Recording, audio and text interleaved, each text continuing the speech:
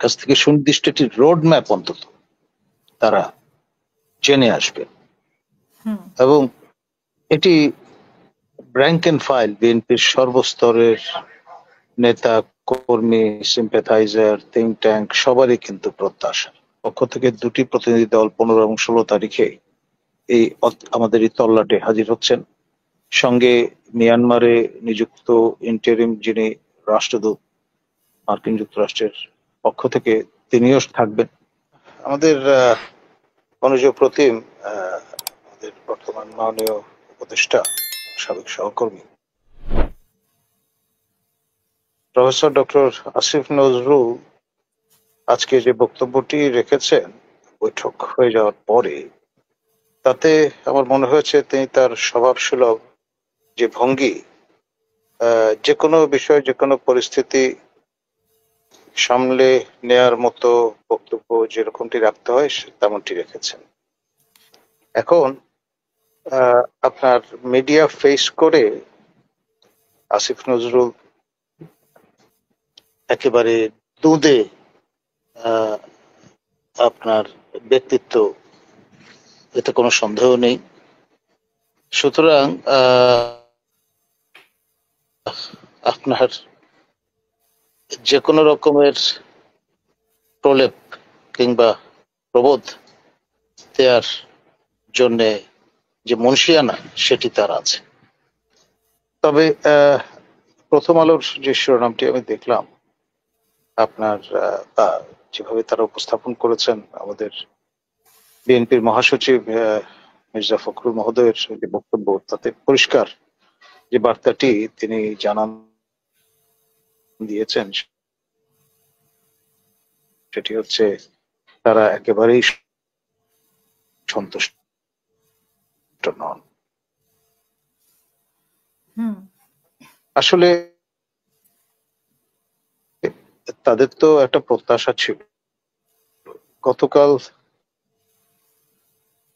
আমি আপনার গোপালগঞ্জ বিএনপির কর্ণধার মন্ত্রী খালেদা জিয়ার মুখ্য ডক্টর কামাল উদ্দিন সিদ্দিকী এবং জনপ্রিয় তাদের সঙ্গে আমার দেখা হয়েছে একেবারে ইন পার্সন, এবং তাদের সবারই একটি প্রত্যাশা যে বিএনপি ডেলিগেশন আমাদের বিএনপির মহাসচিব ফখরুল ইসলাম আলমগীর মহোদয়ের সঙ্গে নেতৃত্বে যখন যাবে মাননীয় প্রধান উপদেষ্টার সমীপে, তার কাছ থেকে সুনির্দিষ্ট একটি রোড ম্যাপ অন্তত তারা জেনে আসবে এবং এটি র্যাঙ্ক এন্ড ফাইল বিএনপির সর্বস্তরের নেতা কর্মী সিম্প্যাথাইজার থিঙ্ক ট্যাঙ্ক সবারই কিন্তু প্রত্যাশা।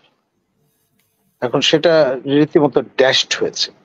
এই জুন আর এই ডিসেম্বরের এই যে পেন্ডুলাম, সেটি নতুন করে জানবার তো কিছু নেই।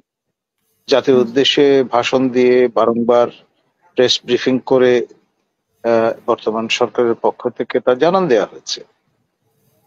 সবাই তো চাচ্ছেন সেই অমল ধবল তারিখটি, সুনির্দিষ্ট তারিখ এবং আপনার রোডম্যাপ। নির্বাচন কমিশন তাদের মতো করে কথাবার্তা বলছেন, কিন্তু কমিশন তো সরকারের নির্দেশনা ছাড়া সেই অমল ধবল তারিখটি কবে সেটি জানান দিতে পারবে না। আর একটার পর একটা সংস্কার কমিশন তাদের মতো করে যে কাজ করছে সে সম্পর্কে আপনার সাবেক সচিব, খুব জনপ্রিয় টকশো ব্যক্তিত্ব, যিনি স্থানীয় সরকার বিষয়ে বিশেষজ্ঞ, আপনার আবু আলম শহীদ খান, তিনি তো পরিষ্কার বলেছেন যে শীতাতপ নিয়ন্ত্রিত অফিসে বা কক্ষে বসে এই সমস্ত ব্যক্তিবর্গ সময় কাটিয়েছেন, সংস্কার কিন্তু হয়নি।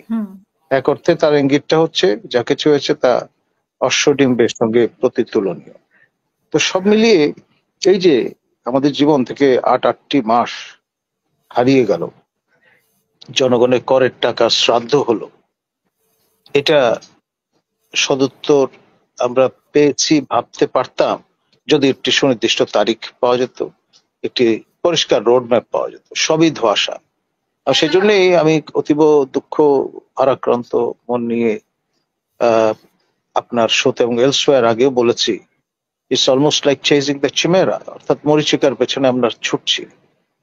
আর এখন যে অবস্থাটা তৈরি হয়েছে, আমাদের দেশের প্রধান সক্রিয় রাজনৈতিক দল বাংলাদেশ জাতীয়তাবাদী দল বিএনপি এবং আপনার তৃতীয় শক্তিশালী দল জামাতে ইসলামী বাংলাদেশের দুই কর্ণধার, আমাদের ম্যাডাম খালেদা জিয়া এবং তারেক জিয়া এবং সেই সঙ্গে জামাতের আমির, এই তিনজনের যে সাক্ষাৎকারটি অনুষ্ঠিত হয়েছে, হতে পারে তা সৌজন্যমূলক, কিন্তু তার মধ্য দিয়ে যেই বার্তা আদান প্রদান এবং ভাব বিনিময় ঘটেছে, তার মধ্য দিয়ে আমার ধারণা অন দ্য গ্রাউন্ড আপনার নতুন মেরুকরণ অবশ্যম্ভাবী।